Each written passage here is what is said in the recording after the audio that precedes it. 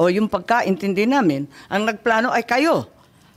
I would like Secretary to answer that, Anyo, Secretary Gibo Chodoro, at ang pinangalan, ang Chief PNP, General Marbil. Parang apat yung pinangalanan sa isang interview ng ating Secretary ng DILG. Can I answer that, ma'am? Yes, please, you're recognized. The question was, who planned this? I did not state in any way who planned it. The meeting was of executive privilege. It is a conversation between the president and the ones I mentioned. There was. So what exactly did you say? Ano sinabi po ninyo? They Ang asked me- pagkaintindi namin, itong apat na pinangalanan, ang siyang nagplano.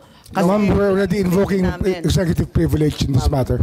Yes. We're invoking executive privilege in this Yes, matter. that's fine, but it's in Yes. the interview, and it's Yes, ma'am. public. It goes as far as the interview, ma'am. Yes, ma'am. That's Yes, I'd like to understand. I think your brother was I trying to did not explain state in any what he way. said in the interview, and I'm happy They to asked me hear if it. I planned it. I said it was not me.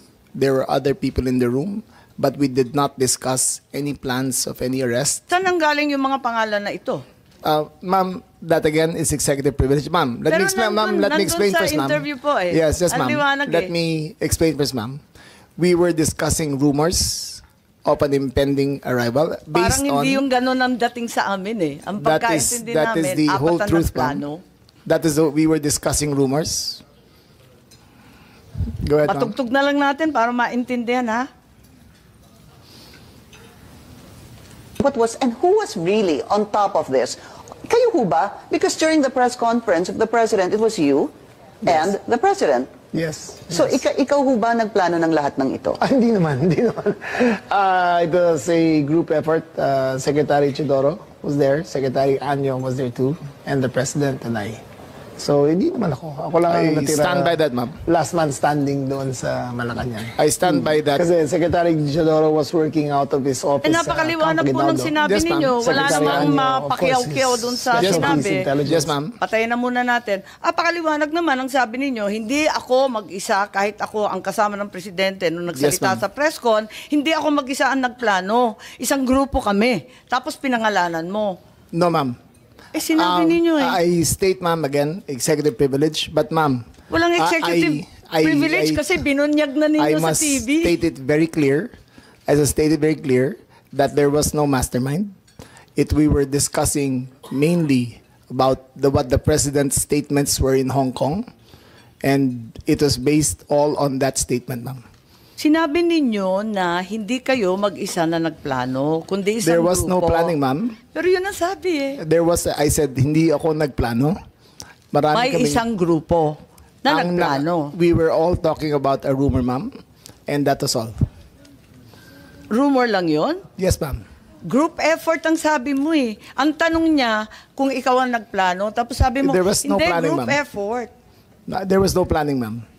Anong Earlier, in-effort ng group ma'am, kapag hindi let plano? me make I think that we're intruding into executive privilege already, ma'am. I think that we please No, respect I'm just our. asking him to explain the media. Yes, ma'am. But Yes, it's already I'm a very thin confining- dividing line between what transpires in a room between I will- cabinet members I will- and a media statement. But there's a very thin dividing line, ma'am. Understood. I hope that we can respect executive privilege. Understood, and the Senate and the Secretary Chodoro is fully aware. Every time there's a need to recess to executive session, I'm happy to do so, and I will do so when necessary. Pero ngayon, sinabi kasi sa TV, paliwanag naman ninyo sa atin kung ano ibig sabihin. Kasi ang sinabi, hindi ako mag-isa na nagplano, may grupo kami. They asked me if I had planned it. Sabi ko, I did not.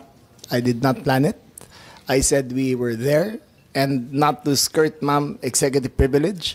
It was mainly because of the statements of the former president in Hong Kong that he said, in his words, ma'am, in Hong Kong, that, I think you have a clip, he said that, ang reading ko ay may ICC warrant of arrest na.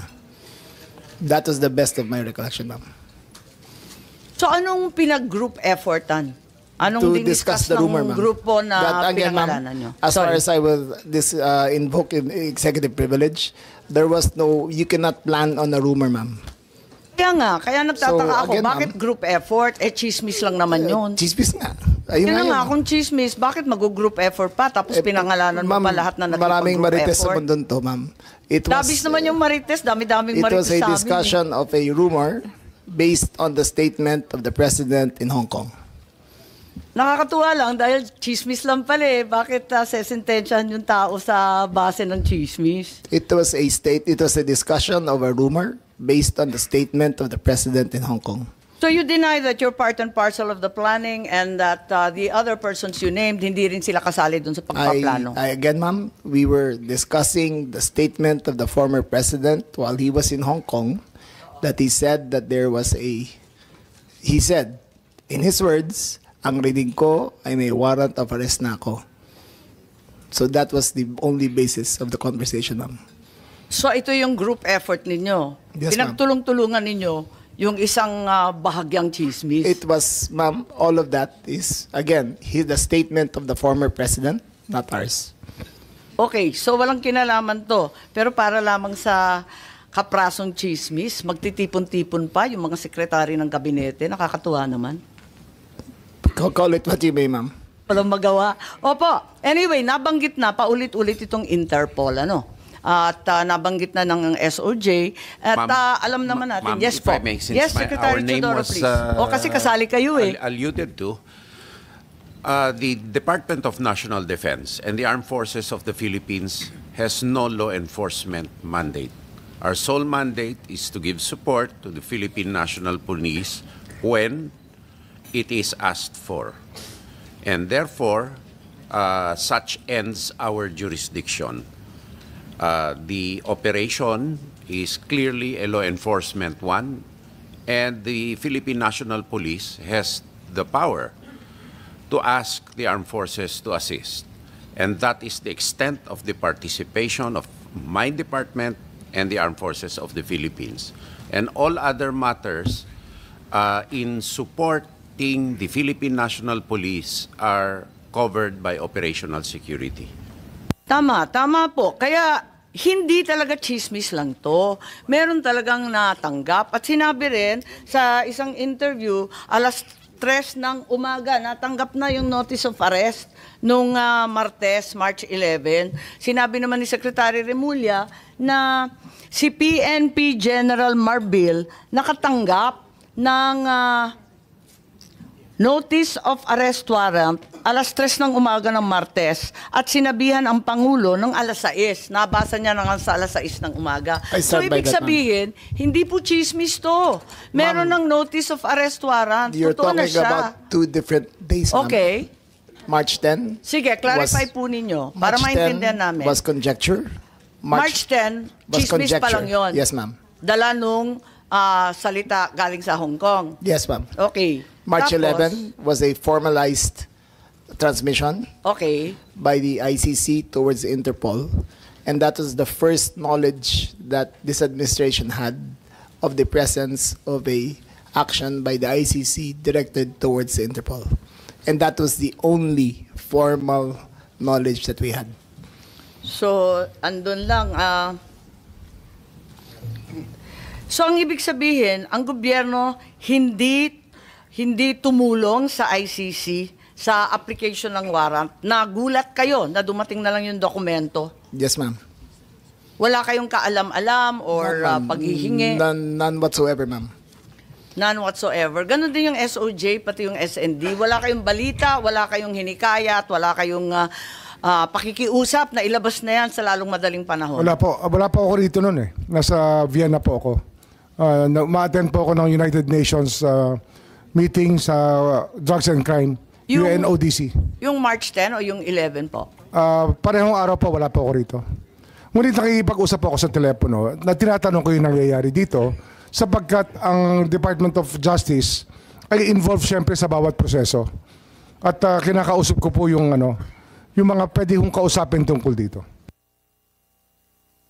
Okay, so wala kayo dito pero kayo nag-anunsyo at lumabas sa balita na alas 3 ng umaga pa lang ng Martes andyan na yung notice of warrant. It was me, ma'am. It was Ikaw me. ba? Ibang It was Remulla me. yun. Baka It was na-confuse me who pati confirmed, media. ma'am. Po. It was me who confirmed during the press conference of March on Tuesday, March 11, I think, that when the president asked me on when the notice of diffusion arrived, and I stated it was 3 a.m. Salamat. Okay. Si General Marbil, may idadagdag po kayo. Kayo daw ang nakatanggap eh. Ma'am, natanggap ko po yun ay more or less after ng 3 o'clock. So, usually, ito po talaga ginagawa namin. Pagka meron pong request ang PCTC Interpol, we act po dun sa kanila po. Kung ano po yung request ng PCTC Interpol.